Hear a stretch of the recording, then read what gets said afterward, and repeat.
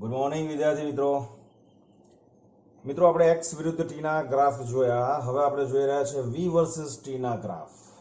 Okay, concept almost same. ખાલી તમને એક એનાલિસિસ જે બેઝિક આવડતું હોય, કોઈ પણ ગ્રાફ હોય ને મિત્રો, એટલે પહેલા એ જોવાનું તમારે સુરેખ છે, ઓકે, એને ઢાળ છે કે નહીં, ઓકે, આ ગ્રાફમાં ઢાળનું મૂલ્ય છે, એનું મૂલ્ય આપે, ઓકે, આ ઢાળની અંદર ક્ષેત્રફળનું કોઈનું મૂલ્ય આપે છે કે નહીં, આ બધા વસ્તુઓ તમારે બધું એક ક્વેશ્ચન પોતાની જાતને પૂછી લેવાના, રાઈટ, અને એના જવાબ તમારે ફિગરમાં શોધવાના, તો તમને બધી ખબર પડશે. ક્લિયર? ઓકે, ચાલો જોઈએ આ ગ્રાફ શેના વર્સિસ શેનો છે. તો તમે જુઓ કે આ ગ્રાફ જે છે એ વેગ વિરુદ્ધ સમયનો આલેખ છે. ક્લિયર? આ શું ગ્રાફ શું દર્શાવે છે? તો કે આ ઉગમ બિંદુથી કોઈ વાહન ગતિ કરતો કરતો જાય છે, તો t1 સમય પછી t1 સમય એનો વેગ કેટલો? તો v1. હજુ આગળ ગયો એટલે સમય વધતો ગયો, પસાર થતો ગયો, તો t2 ક્ષણે એનો વેગ કેટલો થયો? v1.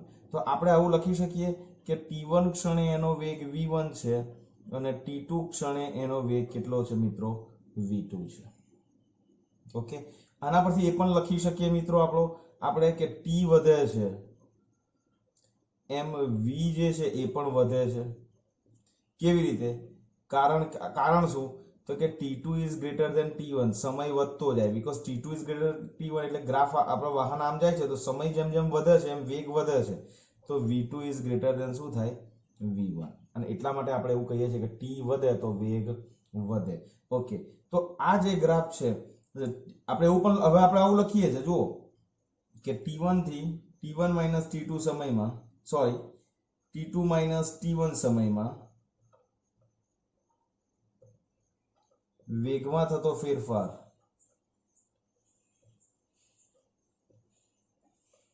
કેટલો મળે છે એ કહેજો જરા. તો that is v2 minus v1. Clear? તો વેગમાં થતો ફેરફાર છેદમાં સમય શેનું મૂલ્ય આપે? પ્રવેગનો. તો v2 માઇનસ v1 છેદમાં t2 માઇનસ t1.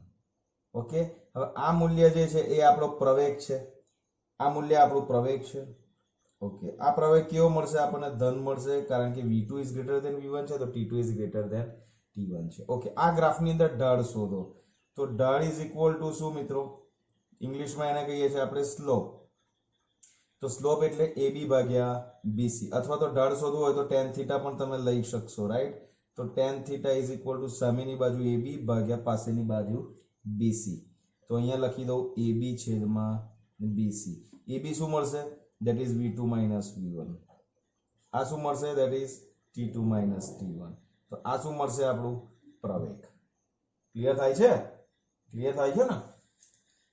તો v વિરુદ્ધ t ના ગ્રાફની અંદર વેગ વિરુદ્ધ સમયના આલેખમાં ઢાળનું મૂલ્ય તમને મિત્રો પ્રવેગનું મૂલ્ય આપે, અને પ્રવેગ આ કેસની અંદર એ કેવો છે? તમારો ધન છે, તો આને કહીએ છીએ આપણે પ્રવેગી ગતિ, રાઈટ?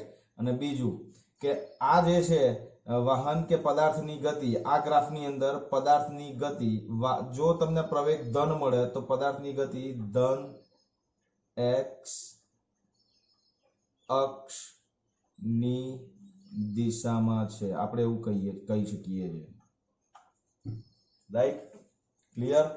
ઓકે, હવે આ જ વસ્તુની અંદર આવો તમે, આ જ વસ્તુની અંદર તો આ જેવી કન્ડિશન્સ, આના પરથી અહીંયા આ જે કન્ડિશન્સ લખીએ અહીંયા લખીએ.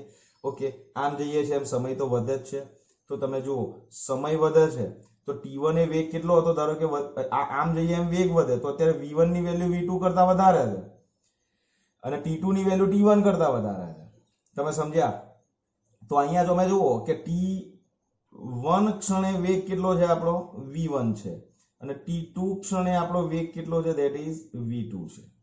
ઓકે, હવે એ પણ ખબર છે કે t વધે તેમ v ઘટે છે, કહી શકાય. કારણ શું? કે t2 is greater than t1 છે, t2 is greater than t1 છે, તો v2 જે છે એ લેસ ધેન v1 છે, right? v2 is less than v1 છે. એટલા માટે આપણે આ કન્ડિશન્સ એની અંદર એપ્લાય કરી શકીએ. તો આની અંદર આપણે મિત્રો આવું પણ લખી શકીએ કે t2 માઇનસ t1 સમયમાં વેગમાં થતો ફેરફાર કેટલો થશે બોલો v2 minus v1 where v2 is less than v1 છે એટલે આ ક્વોન્ટિટી તમારી માઇનસ થશે હવે ઓકે તો અહીંયા તમારો પ્રવેગ કેટલો થશે a is equal to v2 minus v1 છેદમાં t2 માઇનસ t1 અને આ જે છે એમાં આપણને પ્રવેગ મળે એ પ્રતિપ્રવેગ કહેવાય અથવા તો આપણને જે પ્રવેગ જે છે એ કેવો મળે છે ઋણ મળે છે રાઈટ અને આની અંદર ઢાળ પણ આપણને શેનું મૂલ્ય આપશે તો કે આની અંદર ઢાળ છે એ પણ આપણો સ્લોપ જ કહેવાય એ પણ આપણને tan θ is equal to v2 minus v1 છેદમાં t2 માઇનસ t1 બરાબર અને which is equal to ab by bc પણ લખી શકીએ અને આપણને મળે એ પ્રવેગ પણ આની અંદર પ્રવેગ એ તમારો ઋણ છે એટલે આને કહીએ છીએ આપણે પ્રતિપ્રવેગી ગતિ પણ પ્રતિપ્રવેગી ગતિની અંદર પણ તમારે એક વસ્તુ ખાસ ધ્યાનમાં રાખવાની છે મિત્રો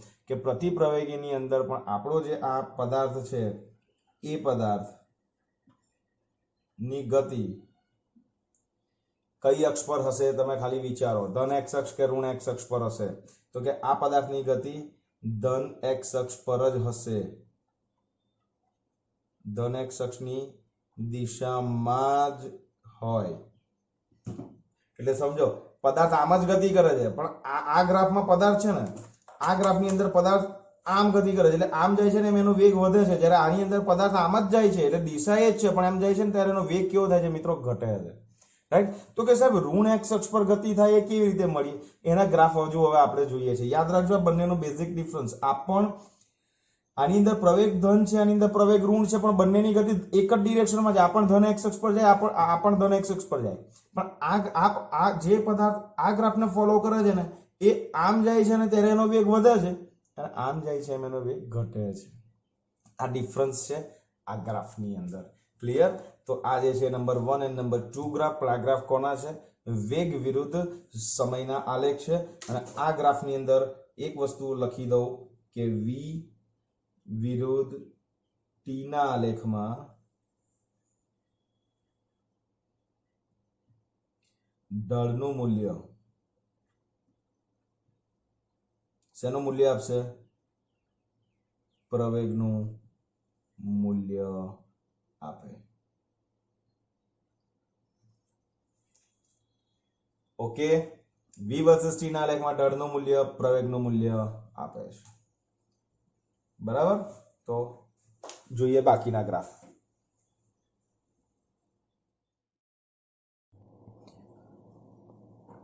ચાલો મિત્રો આગળના ગ્રાફ જોઈએ તો આપણો આજે ત્રીજા નંબરનો ગ્રાફ છે તમે ધ્યાનથી જુઓ કે આ ગ્રાફ v વર્સસ t નો તો છે જ મિત્રો પણ v વર્સસ t ના આ ગ્રાફની અંદર ઢળ જ નથી સેમ ગ્રાફ સુરેખ છે એટલે અહીંયા એવું લખી શકીએ કે આલેખ સમય અક્ષને સમાંતર છે રાઈટ બોલો કઈ ડાઉટ સમય અક્ષને સમાંતર છે ઓકે ઢાળ શૂન્ય છે હવે ઢાળ શૂન્ય હોય તો આ v વર્સસ t ના આલેખમાં ઢાળ શેનું મૂલ્ય આપે પ્રવેગનું મૂલ્ય આપે તો અહીંયા પ્રવેગ કેવો થઈ જાય શૂન્ય થઈ જાય ઓકે પ્રવેગને આપણે શું કહીએ છીએ વેગમાં થતો ફેરફાર તો અહીંયા વેગમાં થતો ફેરફાર એ જ પ્રવેગ એટલે એ પણ કેવો થઈ જાય શૂન્ય મિત્રો આ તો તમને એટલા માટે ડિટેલ્સમાં લખું છું કારણ કે તમને એવું પૂછે આ ગ્રાફ આપ્યો હોય અને તમને એવું પૂછે કે આ ગ્રાફની અંદર ઢળનું મૂલ્ય જણાવો તો ઢળનું મૂલ્ય શૂન્ય તમને એવું પૂછે કે આ ગ્રાફની અંદર પ્રવેગનું મૂલ્ય જણાવો તો શૂન્ય વેગમાં થતો ફેરફાર જણાવો તો શૂન્ય ઓકે તમને એવું પણ પૂછે કે આ ગ્રાફ જે છે કઈ ગતિ કરે તો તમે જુઓ જેમાં ઢાળ જ શૂન્ય હોય પ્રવેગ શૂન્ય હોય વેગમાં ફેરફાર જ શૂન્ય હોય તો વેગ કેવો થઈ જાય અચળ થઈ જાય મિત્રો રાઈટ યાદ રાખો દાખલા તરીકે પહેલી તારીખે હું તમારું વેઇટ કરું વેઇટ સ્કેલ પર અને તમને દાખલા તરીકે 200 કિલોગ્રામ બતાવે ઓકે સોરી ના હોય 200 કિલોગ્રામ પણ ચલો 20 બી ના હોય ને આપણે તમારું 100 કિલોગ્રામ વજન છે રાઈટ તો વેઇટ સ્કેલ પર હું તમને પહેલી તારીખે ઉભો રાખું છું તો 100 કેજી બતાવે છે હું રોજ 30 ડેઝ સુધી એક્સપેરિમેન્ટ ના ડેટા તમારા કલેક્ટ કરું છું તમારા વેઇટના અને 30 દિવસ સુધી તો પહેલી તારીખથી 30 તારીખ સુધી તમારું વેઇટ મને જો 100 કેજી બતાવતું હોય એનો મતલબ શું કે તમારો દળ કેવું છે અચળ છે તો તમારા દળમાં થતો ફેરફાર કેવો છે? 0 છે. તો જે ક્વોન્ટિટીમાં થતો ફેરફાર 0 હોય ને તે ક્વોન્ટિટી અચળ કહેવાય. ક્લિયર?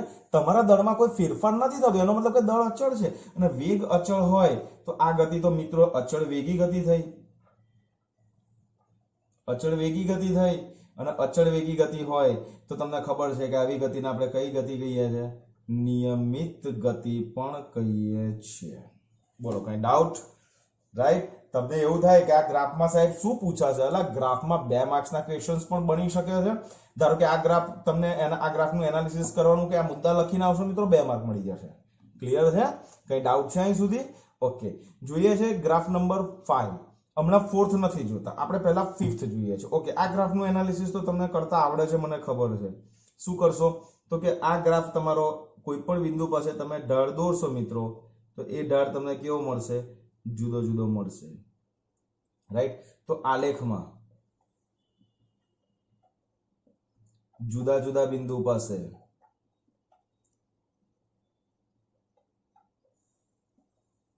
ઢાળનું મૂલ્ય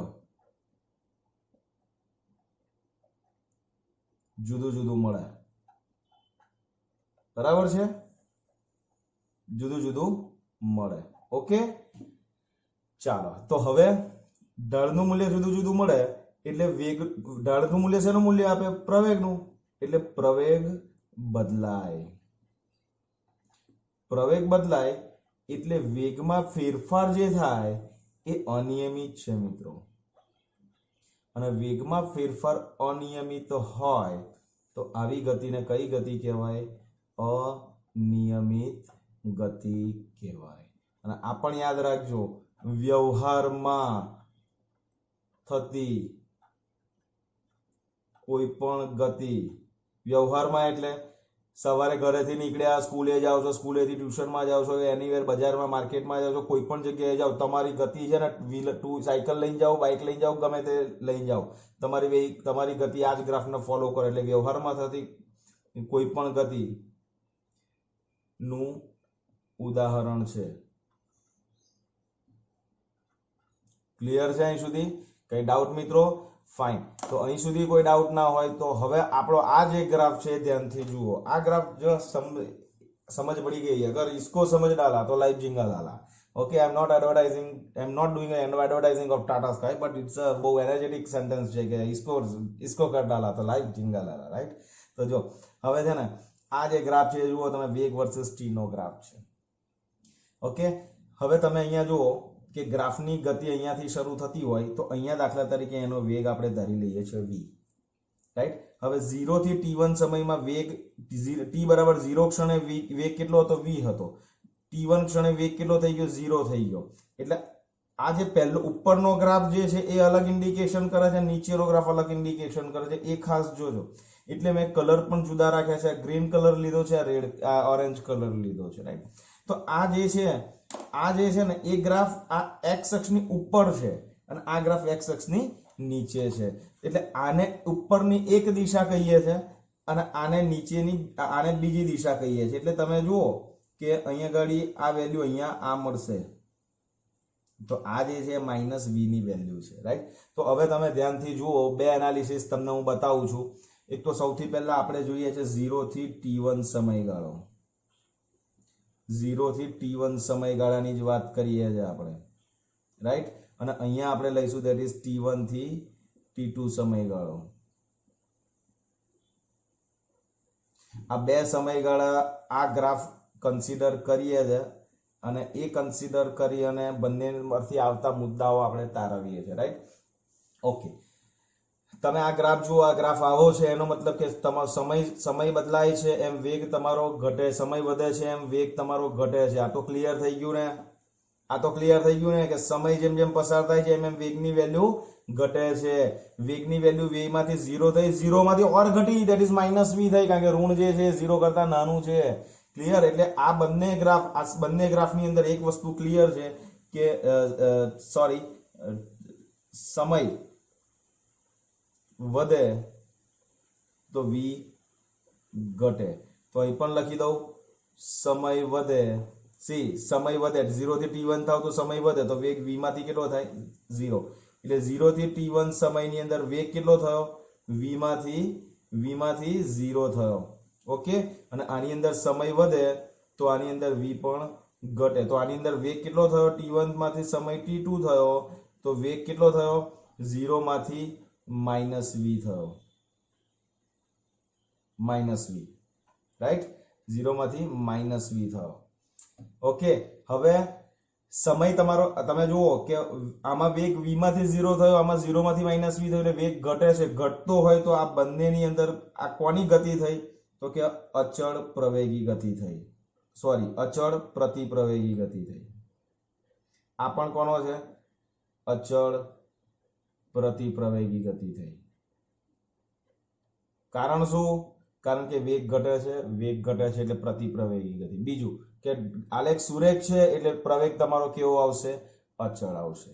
ક્લિયર? એટલે આની અંદર પણ પ્રવેગ ઋણ, આની અંદર પણ પ્રવેગ ઋણ, પણ દિશા તમે ધ્યાનથી જો. હવે જે મુદ્દો આવે છે તે આની અંદર આ v માંથી 0 જે થાય છે ત્યારે પદાર્થની જે છે એ ધન દિશામાં ગતિ કરે અને આ જે છે એ ઋણ દિશામાં ગતિ કરે. હવે તમને ચિંતા ના કરો, ઉદાહરણ પણ સમજાવું છું. રાઈટ? સપોઝ આ રહ્યું આપણું વેહિકલ, જે આગળ વાળું વેહિકલ આપણે લઈએ, આપણે કઈ શોખ નહીં નવા બોના એટલે વેહિકલ બદલીએ, જે છે એ સારું ચાલે ત્યાં સુધી વાપર્યા કરવાનું. રાઈટ? જો હમણાં નીકળશે આ ગ્રાફ બતાવું છું. આ ગ્રાફ કેવો છે ખબર છે? આ 0 થી t1 નો ગ્રાફ બતાવું છું. અહીંયા હશે ને ત્યારે એનો વેગ કેટલો છે? દાખલા તરીકે 50 છે અને આમ જાય છે એમ એનો વેગ કેવો થાય છે? 0 થાય. એટલે ઘટીને 0 થઈ ગયો. ક્યારે? આ સમયગાળો t1. હવે અથવા તો આ બતાવું છું ખાલી તમે. હવે એની ડિરેક્શન કેવી થાય છે? ઉલટાઈ જાય છે, એટલે દિશા બદલાય છે અને આમ જાય છે ત્યારે પણ એનો વેગ કેવો છે મિત્રો? ઘટે છે. ક્લિયર? તો દિશા આની આ ધન દિશામાં ગતિ કરે, આ ઋણ દિશામાં ગતિ કરે. ઓકે, બંનેમાં એક વસ્તુ કોમન છે કે પ્રવેગ છે, પણ પ્રતિપ્રવેગ એ માઇનસ ઇન્ડિકેટ કરે છે. પ્રવેગનું મૂલ્ય ઋણ છે એટલે એને પ્રતિપ્રવેગ કહીએ છીએ. એટલે બેઝિકલી આ જે છે એને નિયમિત પ્રતિપ્રવેગી ગતિ પણ કહી શકાય.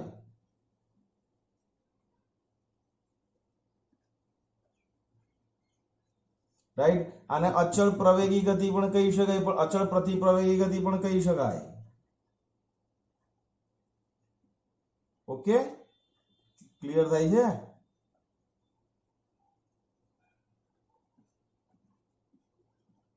આ બધા ગ્રાફ ઉપરથી ફલિત થતા મુદ્દાઓ છે મિત્રો, અને આટલું તમને બહુ ક્લેરિટી આવી જશે. આ ગ્રાફ જ મેઇન છે મિત્રો. બરાબર? ઓકે, તો સરસ રીતે નોટની અંદર આ બધી વસ્તુ કોપી કરજો. અને ગ્રાફિકલ એનાલિસિસ નો બહુ બેસ્ટ ટોપિક છે. તમને પ્રશ્નો ઘણા રીતે પૂછી શકાય છે કે વેગ વિરુદ્ધ સમયના આલેખ ડ્રો કરો, અથવા તો કોઈ પણ બે ગ્રાફ ડ્રો કરો. તો કોઈ પણ બે આપણે 5 ગ્રાફ તમને v વર્સસ t ના ગ્રાફ બતાવ્યા, 5 માંથી કોઈ પણ બે ડ્રો કરો. અથવા તમને સ્પેસિફિકલી પૂછે કે ભાઈ વેગ વિરુદ્ધ સમયના આલેખની અંદર જુદી જુદી દિશામાં જો પ્રતિપ્રવેગી ગતિ હોય તેવો આલેખ, તો એના માટે આ સમજાવવાનું. અનિયમિત હોય તો આ સમજાવવાનું. v વર્ગ t ના સમયની અંદર તમને અચળ વેગી ગતિ તમારે બતાવી હોય તો એનો ગ્રાફ આ છે. તો જે તે મુદ્દાઓ જેટલા મેક્સિમમ કવર થાય છે ગ્રાફ ઉપરથી એ મેં તમને આપ્યા છે. ઓકે, તો લખી લેજો વ્યવસ્થિત સારા અક્ષરે નોટની અંદર. Okay, take care. જય શ્રી કૃષ્ણ.